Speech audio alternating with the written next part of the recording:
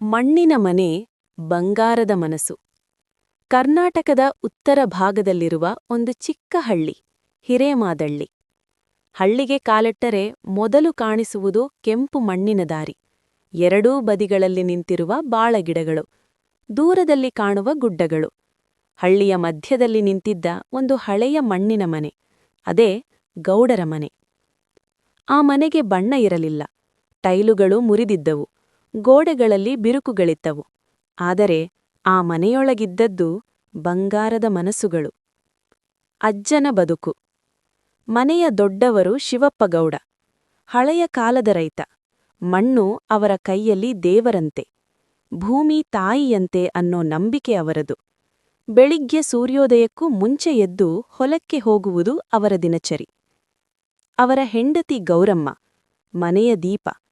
ಅವರ ನಗು ಮನೆಯ ಕತ್ತಲನ್ನೇ ಓಡಿಸುತ್ತಿತ್ತು. ಬಡತನ ಇದ್ದರೂ ಯಾರಿಗೂ ಖಾಲಿ ಕೈಯಲ್ಲಿ ಮನೆ ಬಿಟ್ಟು ಹೋಗಲು ಬಿಡುತ್ತಿರಲಿಲ್ಲ. ಮಧ್ಯದ ಪೀಳಿಗೆ. ಶಿವಪ್ಪರ ಮಗ ಮಲ್ಲಪ್ಪ, ಅಪ್ಪನಂತೆ ರೈತ. ಆದರೆ ಕಾಲ ಬದಲಾಗಿತ್ತು. ಮಳೆ ಮೋಸ ಮಾಡುತ್ತಿತ್ತು, ಬೆಳೆ ಸಾಲ ಕೊಡುತ್ತಿರಲಿಲ್ಲ. ಆದರೂ ಮಲ್ಲಪ್ಪನಿಗೆ ಭೂಮಿಯನ್ನು ಬಿಟ್ಟು ಹೋಗುವ ಮನಸ್ಸೇ ಇರಲಿಲ್ಲ. ಅವರ ಹೆಂಡತಿ ಸಾವಿತ್ರಿ, ಸಹನೆಯ ಪ್ರತಿಮೆ. ಒಂದು ಸೀರೆಯಲ್ಲಿ ವರ್ಷಗಟ್ಟಲೆ ಬದುಕಿದವಳು. ಮಕ್ಕಳ ಹೊಟ್ಟೆ ತುಂಬಿದರೆ ಸಾಕು ಅನ್ನೋ ಮನಸ್ಸು. ಮಕ್ಕಳು ಮತ್ತು ಕನಸುಗಳು. ಮಗಳಾದ ರಾಧಾ ಚುರುಕು ಹುಡುಗಿ, ಓದಿನಲ್ಲಿ ಚುಟುಕು. ಮಗ ನಾಗರಾಜ ತುಂಬಾ ಶಾಂತ, ಆದರೆ ಮನಸ್ಸಿನಲ್ಲಿ ದೊಡ್ಡ ಕನಸುಗಳು. ರಾಧಾ ಒಮ್ಮೆ ಅಮ್ಮನಿಗೆ ಕೇಳಿದಳು, ಅಮ್ಮ, ನಮ್ಮ ಮನೆ ಯಾಕೆ ಇಷ್ಟು ಹಳೆಯದು? ಸಾವಿತ್ರಿ ನಗುತ್ತಾ ಹೇಳಿದರು, ಮನೆ ಹಳೆಯದಾಗಬಹುದು ಮಗಳೇ, ಆದರೆ ನಮ್ಮ ಮನಸ್ಸು ಹೊಸದೇ. ಸಂಕಷ್ಟದ ವರ್ಷ. ಒಂದು ವರ್ಷ ಮಳೆ ಸಂಪೂರ್ಣ ಕೈಕೊಟ್ಟಿತು. ಹೊಲ ಬರಿದಾಯಿತು. ಸಾಲದ ಕಾಗದಗಳು ಮನೆಗೆ ಬರಲಾರಂಭಿಸಿದವು. ಮಲ್ಲಪ್ಪ ರಾತ್ರಿ ನಿದ್ರೆ ಮಾಡದೇ ಕುಳಿತುಕೊಳ್ಳುತ್ತಿದ್ದ. ಗೌರಮ್ಮ ಅವರ ಕೈ ಹಿಡಿದು ಹೇಳಿದರು, ದುಡ್ಡು ಹೋಗಬಹುದು ಮಗ, ಧೈರ್ಯ ಹೋಗಬಾರದು. ಆದರೂ ಪರಿಸ್ಥಿತಿ ಕಠಿಣವಾಗುತ್ತಿತ್ತು. ನಾಗರಾಜ ನಗರಕ್ಕೆ ಕೆಲಸಕ್ಕೆ ಹೋಗಬೇಕು ಅನ್ನೋ ಮಾತು ಹೊರಬಂತು. ನಗರಕ್ಕೆ ಹೋದ ಮಗ. ನಾಗರಾಜ ಬೆಂಗಳೂರಿಗೆ ಹೋದ. ಚಿಕ್ಕ ಕೊಠಡಿ, ದೊಡ್ಡ ಕನಸು. ಹಗಲು ಕೆಲಸ, ರಾತ್ರಿ ಓದು. ಪ್ರತಿ ತಿಂಗಳು ಸ್ವಲ್ಪ ಹಣ ಮನೆಗೆ ಕಳುಹಿಸುತ್ತಿದ್ದ. ಆ ಹಣಕ್ಕಿಂತ ದೊಡ್ಡದು ಅವನ ಪತ್ರಗಳು.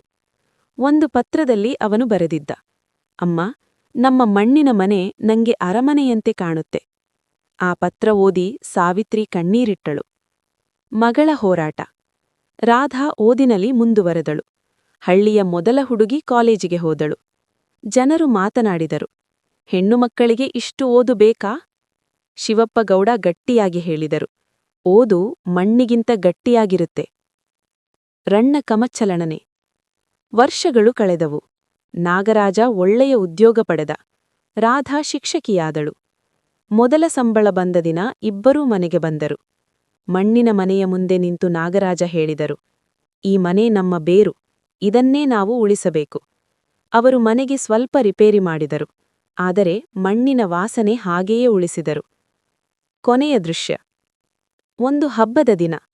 ಎಲ್ಲರೂ ಒಟ್ಟಾಗಿ ಕುಳಿತು ಊಟ ಮಾಡುತ್ತಿದ್ದರು. ಶಿವಪ್ಪಗೌಡ ನಿಧಾನವಾಗಿ ಹೇಳಿದರು, ಇದು ಮಣ್ಣಿನ ಮನೆ ಇರಬಹುದು, ಆದರೆ ಇಲ್ಲಿ ಬೆಳೆದ ಮನಸ್ಸುಗಳು ಬಂಗಾರಕ್ಕಿಂತ ಮೌಲ್ಯವಾದವು. ರಾಧಾ ಮನಸ್ಸಿನಲ್ಲಿ ಯೋಚಿಸಿದಳು, ನಗರದಲ್ಲಿ ಮನೆ ಕಟ್ಟಬಹುದು, ಆದರೆ ಇಂತಹ ಮನಸ್ಸುಗಳನ್ನು ಕಟ್ಟಲು ಜೀವನವೇ ಬೇಕು. ಕಥೆಯ ಸಂದೇಶ. ಬಡತನ ಮನೆಗೆ ಬಿರುಕು ತರಬಹುದು, ಆದರೆ ಪ್ರೀತಿ ಇದ್ದರೆ ಆ ಮನೆ ಎಂದಿಗೂ ಕುಸಿಯದು. ಮಣ್ಣಿನ ಮನೆ ಉಳಿಯಬಹುದು ಅಥವಾ ಹೋಗಬಹುದು, ಆದರೆ ಬಂಗಾರದ ಮನಸ್ಸುಗಳು ಪೀಳಿಗೆಗಳಿಂದ ಪೀಳಿಗೆಗೆ ಉಳಿಯುತ್ತವೆ.